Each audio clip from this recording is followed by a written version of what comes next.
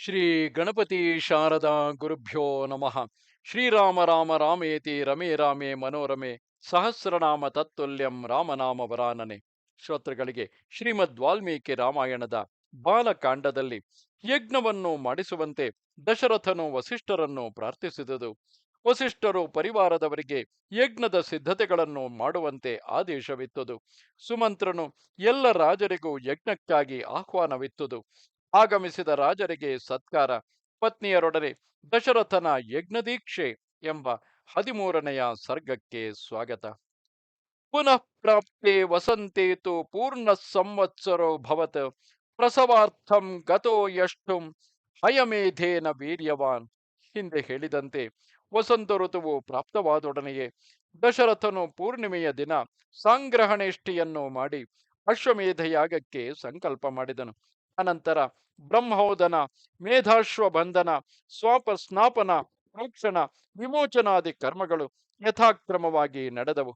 4 ಜನ ಋತ್ವಿಜರೊಡನೆಯೂ 400 ಮಂದಿ ಯೋಧರೊಡನೆಯೂ ಮೇಧಾಶ್ವವು ದೇಶ ಪರ್ಯಟನಕ್ಕೆ ಹೊರಟ ನಂತರ ಪ್ರತಿನಿತ್ಯವೂ ಸಾವಿತ್ರ್ಯಾದಿ ಕರ್ಮಗಳನ್ನು ಮಾಡುತ್ತಿದ್ದರು. 13 ಅಮಾವಾಸ್ಯೆಗಳು ಕಳೆದು ಪುನಃ ವಸಂತ ಋತುವಿನ ಪ್ರಾದುರ್ಭಾವವಾಯಿತು. ಸಂಗ್ರಹಣೆಷ್ಟಿಯನ್ನು ಮಾಡಿ 1 ವರ್ಷವು ಪೂರ್ಣವಾಯಿತು. ವಸಂತ ಋತುವಿನ ಪೂರ್ಣಿಮೆಯ ದಿನ ಪುತ್ರಾರ್ಥವಾಗಿ ಅಶ್ವಮೇಧ ಯಾಗವನ್ನು ಆರಂಭಿಸಲು ದಶರಥನು ಯಥಾವಿಧಿಯಾಗಿ ದೇವಯಜನಕ್ಕೆ ಹೊರಟನು. ಹೊರಡುವ ಮೊದಲು ಅಧ್ವರ್ಯುಗಳಾದ ವಸಿಷ್ಠರಿಗೆ ಸಾಷ್ಟಾಂಗ ಪ್ರಣಾಮ ಮಾಡಿ ಯಥಾವಿಧಿಯಾಗಿ ಸತ್ಕರಿಸಿ ಕೈಜೋಡಿಸಿ ವಿನಯಯುಕ್ತನಾಗಿ ಹೇಳಿದನು. ಮುನಿವರೇಣ್ಯರೇ, ಪುತ್ರ ಪ್ರಾಪ್ತಿಗಾಗಿ ಆರಂಭಿಸಿರುವ ಈ ಮಹಾಯಜ್ಞವು ಶಾಸ್ತ್ರವಿಧಿಯನ್ನು ಸ್ವಲ್ಪವಾದರೂ ಅತಿಕ್ರಮಿಸದ ರೀತಿಯಲ್ಲಿ ಆಚರಿಸಲ್ಪಡಲಿ.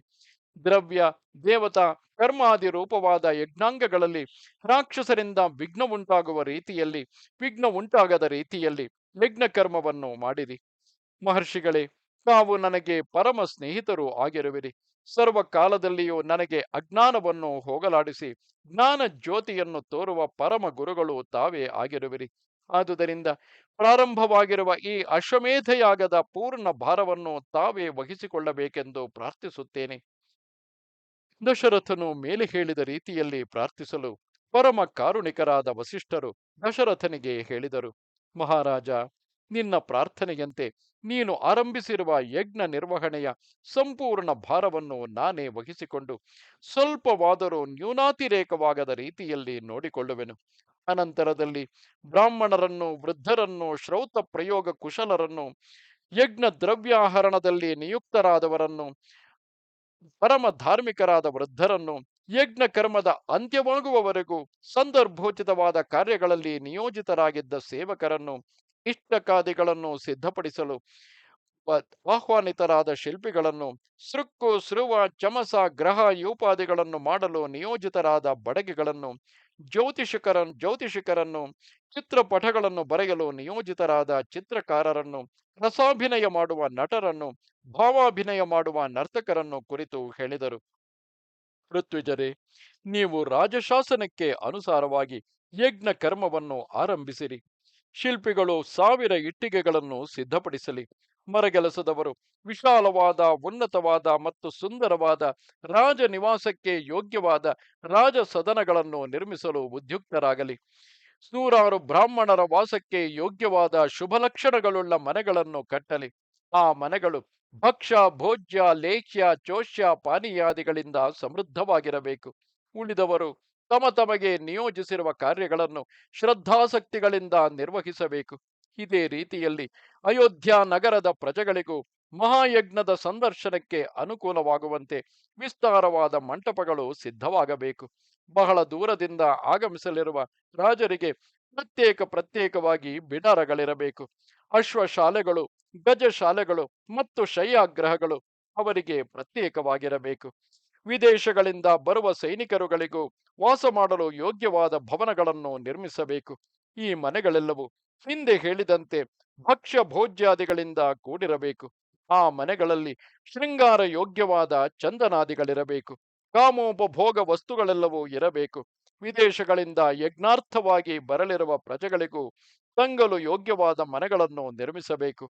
ಬರುವ ಅತಿಥಿಗಳನ್ನು ವಿಧಿಪೂರ್ವಕವಾಗಿ ಪೂಜಿಸಿ ಉಪಚರಿಸಿ ಭೋಜನ ಮಾಡಿಸಬೇಕು. ಔದಾಸೀನ್ಯದಿಂದ ಯಾವ ಕಾರ್ಯವನ್ನು ಮಾಡಬಾರದು. ಎಲ್ಲ ವರ್ಣಗಳ ಜನರು ಪೂಜಿಸಲ್ಪಟ್ಟು ಸತ್ಕೃತರಾಗುವಂತೆ ವ್ಯವಸ್ಥೆ ಮಾಡಬೇಕು. ಕಾಮ ಕ್ರೋಧಗಳ ಕಾರಣದಿಂದ ಸ್ವಲ್ಪವಾದರೂ ಅನಾದರಣೆ ಅನಾಸ್ಥೆ ಇರಕೂಡದು. ಯಜ್ಞಕ್ಕೆ ಸಂಬಂಧಪಟ್ಟ ಕಾರ್ಯದಲ್ಲಿ ನಿಯುಕ್ತರಾಗಿರುವವರನ್ನು ಸ್ವಲ್ಪವೂ ವಿಸ್ಮರಣೆಗಿಲ್ಲದೆ ಕಾಲ ಕಾಲಕ್ಕೆ ಯಥಾವಿಧಿಯಾಗಿ ಸತ್ಕರಿಸಿ ಗೌರವಿಸಬೇಕು. ಅನಾಹುತರಾಗಿ ಬರುವ ಅತಿಥಿಗಳನ್ನು ದಕ್ಷಿಣೆಯಿಂದಲೂ ಮೃಷ್ಟಾನ್ನ ಭೋಜನದಿಂದಲೂ ತೃಪ್ತಿಪಡಿಸಬೇಕು. ಎಲ್ಲ ಕಾರ್ಯಗಳನ್ನು ಸುವಿಹಿತವಾಗಿ ಯಾವುದೊಂದು ಲೋಪವಾಗದ ರೀತಿಯಲ್ಲಿ, ಯಾರೊಬ್ಬರಿಗೂ ಅಸಮಾಧಾನವಾಗದ ರೀತಿಯಲ್ಲಿ ನೀವು ನಿರ್ವಹಣೆ ಮಾಡಬೇಕಾಗಿದೆ. ಈ ಕಾರ್ಯವು ಕೇವಲ ರಾಜಾಜ್ಞೆಯ ಪ್ರಭಾವದಿಂದ ಮಾತ್ರವೇ ಮಾಡತಕ್ಕದ್ದಲ್ಲ. ರಾಜನಿಗೆ ತಮ್ಮ ಮೇಲಿನ ಪ್ರೀತಿ ಮತ್ತು ನಿಮಗೆ ರಾಜನ ಮೇಲಿರುವ ಗೌರವ ಇವುಗಳನ್ನು ನೆನೆದು ಪ್ರೀತಿಯಿಂದಲೂ ಸ್ನೇಹದಿಂದಲೂ ಕೂಡಿದ ಮನಸ್ಸುಳ್ಳವರಾಗಿ ನೀವು ಈ ಕಾರ್ಯವನ್ನು ನಿರ್ವಹಣೆ ಮಾಡಬೇಕು. ವಸಿಷ್ಠರ ಮಾತುಗಳನ್ನು ಕೇಳಿ ಅಲ್ಲಿ ನೆರೆದಿದ್ದ ಕಾರ್ಯ ಪ್ರಮುಖರೆಲ್ಲರೂ ಒಮ್ಮತದಿಂದ ಕೇಳಿದರು. ಪೂಜ್ಯರೇ, ನಾವು ಹೇಳಿದಂತೆಯೇ ಎಲ್ಲ ಕಾರ್ಯಗಳನ್ನು ವಿಹಿತವಾದ ರೀತಿಯಲ್ಲಿ ಮಾಡುತ್ತೇವೆ. ಯಾವುದೇ ವಿಧವಾದ ಲೋಪ ದೋಷಗಳು ಉಂಟಾಗದಂತೆ ಜಾಗರೂಕತೆಯಿಂದ ನೋಡಿಕೊಳ್ಳುತ್ತೇವೆ. ಯಾರೊಡನೆಯೂ ಪರಿಹಾಸ್ಯವನ್ನಾಗಲಿ ವಿನೋದವನ್ನಾಗಲಿ ಯಾವ ವಿಷಯದಲ್ಲಿಯೂ ಔದಾಸೀನ್ಯವನ್ನಾಗಲಿ ಮಾಡದೆ ತಾವು ಹೇಳಿದ ರೀತಿಯಲ್ಲಿ ನಮ್ಮ ನಮ್ಮ ಕಾರ್ಯಗಳನ್ನು ನಿಷ್ಠೆಯಿಂದಲೂ ಶ್ರದ್ಧೆಯಿಂದಲೂ ಮಾಡುತ್ತೇವೆ. ವಸಿಷ್ಠರು ಸಂತುಷ್ಟರಾಗಿ ಅವರೆಲ್ಲರನ್ನೂ ಅವರವರಿಗೆ ನೇಮಕವಾದ ಕಾರ್ಯ ಮಾಡಲು ಕಳುಹಿಸಿಕೊಟ್ಟ ನಂತರ ಅಮಾತ್ಯ ಶ್ರೇಷ್ಠನಾದ ಸುಮಂತ್ರನನ್ನು ಕರೆಯಿಸಿ ಹೇಳಿದರು. ಸುಮಂತ್ರ, ಈ ಪೃಥ್ವಿಯಲ್ಲಿರುವ ಧಾರ್ಮಿಕರಾದ ರಾಜರೆಲ್ಲರನ್ನು ಈ ಮಹಾಯಜ್ಞಕ್ಕೆ ಆಹ್ವಾನಿಸು. ಎಲ್ಲ ದೇಶಗಳಲ್ಲಿಯೂ ಇರುವ ಪ್ರಮುಖರಾದ ಸಾವಿರಾರು ಬ್ರಾಹ್ಮಣ ಕ್ಷತ್ರಿಯ ವೈಶ್ಯ ಶೂದ್ರರನ್ನು ಸತ್ಕರಿಸಿ ಈ ಯಜ್ಞಕ್ಕೆ ಆಹ್ವಾನಿಸು.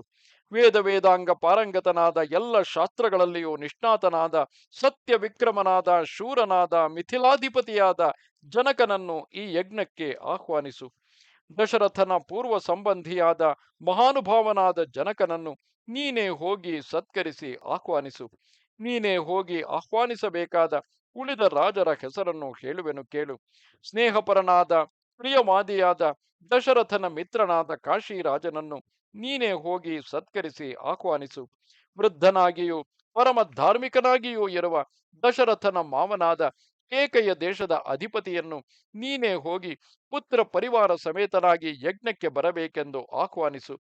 ದಶರಥನ ಮತ್ತೊಬ್ಬ ಸ್ನೇಹಿತನಾದ ಯಶಸ್ವಿಯಾದ ಮಹಾನುಭಾವನಾದ ಅಂಗರಾಜ್ಯಾಧಿಪತಿಯಾದ ರೋಮಪಾದನನ್ನು ಸತ್ಕರಿಸಿ ಕರೆದುಕೊಂಡು ಬಾ. ಉತ್ತರ ಕೋಸಲಾಧಿಪತಿಯಾದ ಭಾನುಮಾನುಮಂತನನ್ನು, ಸರ್ವಶಾಸ್ತ್ರ ವಿಶಾರದನಾದ ಪರಮೋದಾರನಾದ ಪುರುಷರ್ಷಭನಾದ ಮಗಧ ರಾಜನನ್ನು ಆಹ್ವಾನಿಸು. ಮೇಲೆ ಹೇಳಿದ ಇವರೆಲ್ಲರನ್ನೂ ನೀನು ರಾಜ ನಿರೂಪವನ್ನು ತೆಗೆದುಕೊಂಡು ಹೋಗಿ ಯಥಾವಿಧಿಯಾಗಿ ಸತ್ಕರಿಸಿ ಆಹ್ವಾನಿಸು.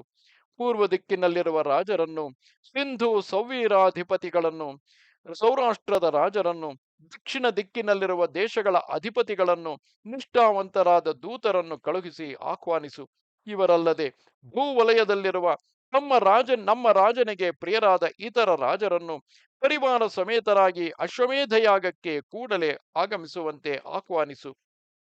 ಸುಮಂತ್ರನು ವಸಿಷ್ಠರು ಹೇಳಿದ ಮಾತುಗಳನ್ನು ಗ್ರಹಿಸಿ ತಥಾಸ್ತು ಎಂದು ಅವರನ್ನು ಬೀಳ್ಕೊಂಡು ತನ್ನ ನಿವಾಸಕ್ಕೆ ಬಂದು ರಾಜನ ನಿರೂಪಣೆಯನ್ನು ಒಯ್ಯಲು ಸಮರ್ಥರಾದವರನ್ನು ಕೂಡಲೇ ಕರೆಯಿಸಿ ವಸಿಷ್ಠರ ಆದೇಶದಂತೆ ಸಿಂಧು ಸೌವೀರ ಸೌರಾಷ್ಟ್ರ ಮುಂತಾದ ರಾಜ್ಯಗಳಿಗೆ ಆಹ್ವಾನ ಪತ್ರಿಕೆಗಳನ್ನು ಕೊಟ್ಟು ಕಳುಹಿಸಿದನು. ಜನಕ ಕಾಶಿರಾಜ ಏಕಯ ರಾಜರನ್ನು ಆಹ್ವಾನಿಸಲು ವಸಿಷ್ಠರ ಆದೇಶದಂತೆ ಧರ್ಮಾತ್ಮನಾದ ಸುಮಂತ್ರನೇ ರಾಜ ನಿರೂಪಣೆಯೊಡನೆ ಹೊರಟನು. ಯಾರು ಯಾರು ಯಾವ ಯಾವ ಕಾರ್ಯಕ್ಕೆ ನಿಯೋಜಿತರಾಗಿದ್ದರೋ ಅವರು ತಮ್ಮ ತಮ್ಮ ಕಾರ್ಯವು ಮುಗಿದೊಡನೆಯೇ ವಸಿಷ್ಠರ ಬಳಿಗೆ ಬಂದು ಕಾರ್ಯ ಸಮಾಪ್ತಿಯ ವಿಷಯವನ್ನು ನಿವೇದಿಸುತ್ತಿದ್ದರು. ಸುಪ್ರೀತರಾದ ವಸಿಷ್ಠರು ಅವರಿಗೆ ಹೇಳುತ್ತಿದ್ದರು. ಯಜ್ಞವು ನಡೆಯುತ್ತಿರುವ ಸಮಯದಲ್ಲಿ ಯಾರನ್ನೂ ಪರಿಹಾಸ್ಯ ಮಾಡಲಾಗದು. ವಿನೋದದಿಂದಾಗಲಿ ಔದಾಸೀನ್ಯದಿಂದಾಗಲಿ ದಾನ ಮಾಡಬಾರದು. ಔದಾಸೀನ್ಯದಿಂದ ದಾನ ಮಾಡಿದರೆ ದಾನಿಯೇ ವಿನಾಶ ಹೊಂದುತ್ತಾನೆ. ಇದರಲ್ಲಿ ಯಾವ ಸಂಶಯವೂ ಇಲ್ಲ. ಇದು ನಿಮ್ಮ ಮನಸ್ಸಿನಲ್ಲಿ ದೃಢವಾಗಿರಲಿ. ಕೆಲವು ದಿನಗಳ ನಂತರ ಸುಮಂತ್ರನಿಂದಲೋ ರಾಜಭಟರಿಂದಲೋ ಆಹ್ವಾನಿತರಾದ ರಾಜರು ದಶರಥ ರಾಜನಿಗೆ ಒಪ್ಪಿಸುವ ಸಲುವಾಗಿ ಮಣಿ ಮುಕ್ತ ಪ್ರವಾಲ ವಸ್ತ್ರಾಭರಣ ಚಂದನಾದಿಗಳನ್ನು ತೆಗೆದುಕೊಂಡು ಅಯೋಧ್ಯ ಪಟ್ಟಣಕ್ಕೆ ಬಂದರು. ಬಂದ ರಾಜರನ್ನು ಯಥಾವಿಧಿಯಾಗಿ ಸತ್ಕರಿಸಿದ ನಂತರ ಸುಪ್ರೀತರಾದ ವಸಿಷ್ಠರು ದಶರಥನ ಬಳಿಗೆ ಬಂದು ಹೇಳಿದರು: ಮಹಾರಾಜ, ನಿನ್ನ ಶಾಸನದಂತೆ ಪೃಥ್ವಿಯ ಎಲ್ಲ ರಾಜರು ಬಂದಿರುವರು. ಯಥಾಯೋಗ್ಯವಾಗಿ ಅವರವರ ಘನತೆಗೆ ತಕ್ಕಂತೆ ನಾನು ಅವರನ್ನು ಸತ್ಕರಿಸಿರುತ್ತೇನೆ. ಸುಸಮಾಹಿತರಾದ ಪುರುಷರಿಂದ ಯಜ್ಞಕ್ಕೆ ಬೇಕಾಗುವ ಸಂಭಾರಗಳೆಲ್ಲವೂ ಸಿದ್ಧ ಮಾಡಲ್ಪಟ್ಟಿವೆ. ಯಜ್ಞ ಮಾಡುವ ಸಲುವಾಗಿ ನೀನು ಸರ್ವೋಪಕರಣಗಳಿಂದ ಸಜ್ಜಿತನಾಗಿ ಅನತಿ ದೂರದಲ್ಲಿಯೇ ಇರುವ ಯಜ್ಞ ಮಂಟಪಕ್ಕೆ ಹೊರಡಲು ಸಿದ್ಧನಾಗು. ಮನಸ್ಸಿನಲ್ಲಿ ಚಿತ್ರಿಸಿದಷ್ಟು ಶೀಘ್ರವಾಗಿ ಮತ್ತು ಸುಂದರವಾಗಿ ಅತ್ಯಲ್ಪ ಕಾಲದಲ್ಲಿ ನಿನ್ನ ಮನಸ್ಸಂಕಲ್ಪದಂತೆಯೇ ನಿರ್ಮಿಸಲ್ಪಟ್ಟಿರುವ ಈ ಯಜ್ಞ ಮಂಟಪವನ್ನು ಮತ್ತು ಅದರ ಸುತ್ತಲೂ ಇರುವ ರಾಜಗೃಹಗಳನ್ನು ಸಂದರ್ಶಿಸು. ದಶರಥನು ವಸಿಷ್ಠರ ಮಾತಿನಂತೆ ಮತ್ತು ಬ್ರಹ್ಮಸ್ಥಾನದಲ್ಲಿ ಅಧಿಷ್ಠಿತನಾದ ಋಷ್ಯಶೃಂಗನ ಆದೇಶದಂತೆ ಶುಭ ನಕ್ಷತ್ರ, ಶುಭಯೋಗ, ಶುಭಕರಣ, ಶುಭತಿಥಿಗಳು ಸೇರಿದ ಶುಭ ದಿನದಲ್ಲಿ ಯಜ್ಞ ಮಂಟಪಕ್ಕೆ ಹೊರಟನು. ಯಜಮಾನ ಪುರಸ್ಸರರಾಗಿ ಎಲ್ಲರೂ ಯಜ್ಞಮಂಟಪವನ್ನು ಸೇರಿದ ನಂತರ ಋಷ್ಯಶೃಂಗನನ್ನು ಮುಂದಿಟ್ಟುಕೊಂಡು ವಸಿಷ್ಠ ಪ್ರಮುಖರಾದ ಬ್ರಾಹ್ಮಣರು ಆಚಾರ ಮತ್ತು ಶಾಸ್ತ್ರಗಳಿಗೆ ಅನುಗುಣವಾಗಿ ತಮಗೆ ನೇಮಕವಾಗಿದ್ದ ಕರ್ಮಗಳನ್ನು ಅನುಷ್ಠಾನ ಮಾಡಲು ಉಪಕ್ರಮಿಸಿದರು. ದಶರಥ ರಾಜನು ಪತ್ನಿಯರ ಸಮೇತನಾಗಿ ಯಜ್ಞ ದೀಕ್ಷಾ ಬದ್ಧನಾಗಿ ಯಜಮಾನನ ಸ್ಥಾನವನ್ನು ಅಲಂಕರಿಸಿದನು. ಇದು ಶ್ರೀಮದ್ ವಾಲ್ಮೀಕಿ ರಾಮಾಯಣದ ಬಾಲಕಾಂಡದಲ್ಲಿ 13ನೆಯ ಸರ್ಗವು. ನಮಸ್ತೆ ಶಾರದೆ ದೇವಿ, ಕಾಶ್ಮೀರ ಪುರವಾಸಿನಿ, ತ್ವಾಮಹಂ ಪ್ರಾರ್ಥೆಗೆ ನಿತ್ಯಂ, ವಿದ್ಯಾದಾನಂಚ ದೇಹಿಮೆ. ನಮಸ್ಕಾರ.